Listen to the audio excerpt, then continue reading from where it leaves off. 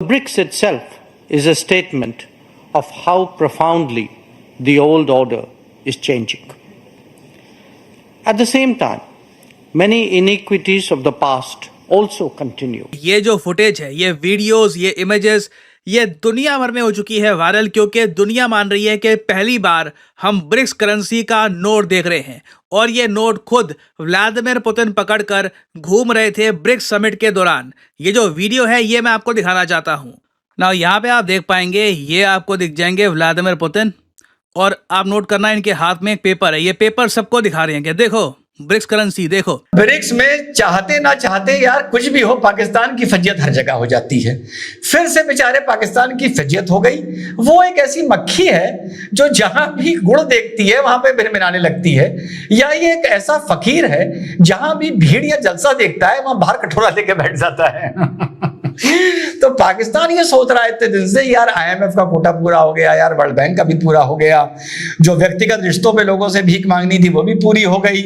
यार अब मैं न्यू डेवलपमेंट बैंक जो ब्रिक्स प्लस का बैंक है, ये कुछ सुना है पैसे वैसे दे रहा है, तो चल के मैं ब्रिक्स का मेंबर बन जाऊं। लेकिन सुनते हैं कि मोदी जी ने फुट डाउन कर दिया कि जो भी फाउंडिंग मेंबर्स हैं ब्रिक्स के, यानी China, Russia, India and Brazil, इसके अलावा इनकी अनुमति के बिना या सबकी सहमति के बिना नए मेंबर नहीं जोड़े जाने चाहिए। रशिया इस वक्त, क्या रशिया ब्रिक्स को, ये भी एक एंटी और एंटी नेटो और एंटी वेस्ट ऑर्गेनाइजेशन है, क्या रशिया अपने मसल फ्लेक्स कर रहा है उस खिते के अंदर? तीसरी बात है कि मोदी साहब ने अंडर गिवन सर्कमस्टांसेस वेस्ट को एक जैब है, एक थप्पड़ लगाया उन्होंने। दोस्तों, ये पूरी दुनिया में आप ये समझ लीजिएगा, ब्रिक्स का वेस्ट और अमेरिका के मुंह के ऊपर इतना करारा थप्पड़ है कि उनकी जड़ें हिल रही हैं। दोस्तों, ये चीजें इनको समझ आनी बहुत जरूरी भी है, क्योंकि इन्होंने दुनिया भर में सैंक्शन लगा लगा के दुनिया भर की, आप सोचिए, भारत को ये दिखाते हैं अफगानिस्तान और पाकिस्तान से भी नीचे कई चीजों में। अब बताइए, भारत के अंदर ये हाल है, लेकिन क्योंकि इन्होंने हमेशा भारत को, हिंदुओं को ही टारगेट किया है, इसलिए ये कभी भी भारत के साथ नहीं खड़े होते। दोस्तों, अब इनको भारत की तरक्की चुभ रही है, लेकिन अब बात ही चेंज हो गई है। दोस्तों, भारत को ये लड़वाना चाह रहे थे चीन के साथ, लेकिन अब चीन दोस्त बन रहा है, चीन साथ आ रहा है, क्योंकि उसकी भी प्रॉब्लम खड़ी हो गई है, वो अलग बात है। लेकिन इसका जवाब जो मिला है ना, मैं सच कहता हूँ दोस्तों, इस वक्त पूरे वेस्ट के अंदर मातम छा गया है, बुरा हाल है उनका। और रही बात पाकिस्तान की, तो वैसे ही भूखा नंगा, वो तो सोच रहा था कि कहीं घुस जाऊंगा, थोड़ा सा मिल जाएगा, मोदी जी ने मना कर दिया। आप भी कमेंट्स कीजिएगा, वीडियो को लाइक और चैनल को सब्सक्राइब जरूर कीजिएगा। Thank you very much. ये जो फुटेज है, ये वीडियोस, ये इमेजेस, ये दुनिया भर में हो चुकी है वायरल, क्योंकि दुनिया मान रही है कि पहली बार हम ब्रिक्स करेंसी का नोट देख रहे हैं।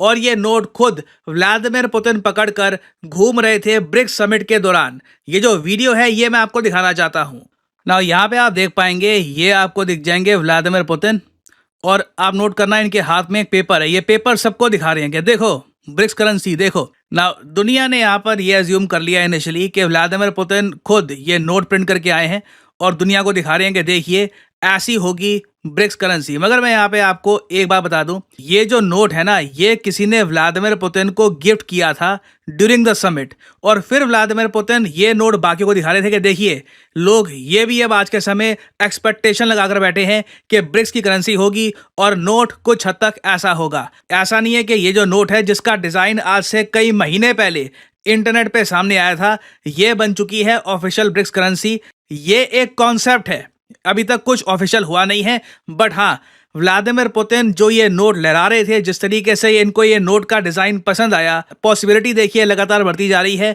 कि इवेंचुअली 1 या 2 साल में ब्रिक्स करेंसी या फिर ब्रिक्स डिजिटल करेंसी जैसी कोई चीज दुनिया के सामने जरूर आएगी। बट अभी के लिए जो ये कॉन्सेप्ट आपके सामने है ना, ये डिजाइन किया गया है, ये बिल्कुल रशियन गवर्नमेंट ऑफिशियल्स काफी बार सोशल मीडिया पर पोस्ट करते हैं। व्लादिमीर पुतिन खुद ये नोट लहरा रहे थे, बट ये ऑफिशियल डिजाइन अभी तक अप्रूव हुआ नहीं है। इधर आप देख पाओगे जो 5 मेन ओरिजिनल मेंबर हैं ब्रिक्स के, उनके झंडे यहाँ पे आपको दिख जाएंगे। तो इस तरह से डॉलर को अमेरिका एक हथियार की तरह इस्तेमाल करता है।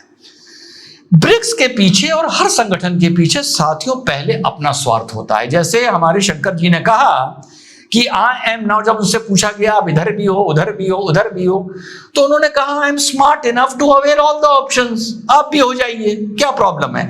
और यही हमने रशिया के साथ किया। जब वॉर हुई, रशिया से हमने तेल खरीदा, रुपीज में तेल खरीदा, उसका नोमेनक्लेचर चेंज किया और पूरी दुनिया में हमने उसको बेचा। और यूरोप और अमेरिका कुछ ना कर पाए, और यूरोप भी यूक्रेन वॉर के टाइम पर रशिया से गैस ले रहे थे। आप लोगों को यह बात पता होगी, तो जयशंकर जी ने गीला जूता निकाल के मारा था पत्रकार के, जो उसने पूछा था। तो रशिया का जो पीछे जो उसका रीजन है वो बेसिक है, इकोनॉमिकल सैंक्शन से लड़ना। और ये जो इतना बड़ा संगठन किया, जमावड़ा किया गया है, लोग बढ़ाए गए हैं, जो मेंबर्स नहीं थे उनको भी इनवाइट किया गया है, तुर्किया भी आया है।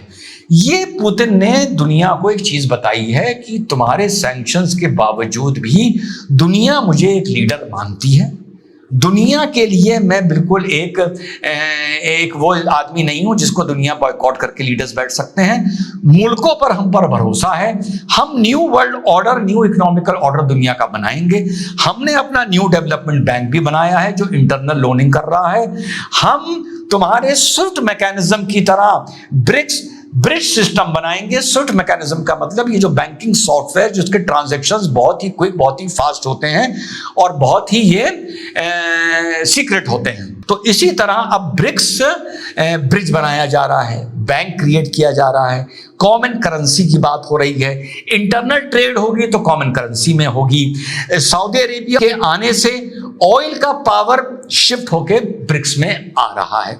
ऐसा नहीं है कि ये देश सऊदी हो गया, ये हो गया, यूएई भी ऐड किया गया, सॉरी, ये अमेरिका के भी साथ इनके गठबंधन है। लेकिन कहीं ना कहीं जब दूसरा गठबंधन एक खड़ा होना शुरू होता है तो भविष्य को देखते हुए तो अमेरिका में तो इस बात की टेंशन है। और ट्रंप ने ये कहा भी था कि अगर आप डी-डॉलराइजेशन करेंगे तो आप पे मैं सैंक्शंस लगाऊंगा और आपको इतनी ड्यूटी फलाने फलाने उसमें एक्स्ट्रा आपको ड्यूटी देनी पड़ेगी। तो रशिया ने तो ये मैसेज दिया है कि I am still a world power और मेरे बुलाने पर इतने लोग आए हैं, मैं उनका मेजबान था, मैंने उनका होस्ट बना है। यूक्रेन के तुम्हारे सैंक्शन के चलते मुझे कोई फर्क नहीं पड़ा है। रशिया इस वक्त, क्या रशिया ब्रिक्स को, ये भी एक एंटी और एंटी नेटो और एंटी वेस्ट ऑर्गेनाइजेशन है, क्या रशिया अपने मसल फ्लेक्स कर रहा है उस खिते के अंदर? तीसरी बात है कि मोदी साहब ने अंडर गिवन सर्कमस्टांसेस वेस्ट को एक जैब फेंका, एक थप्पड़ लगाया उन्होंने। 3800 किलोमीटर का एक जो बॉर्डर है चाइना इंडिया के साथ, उसका उन्होंने तनाजा अपना ठीक किया।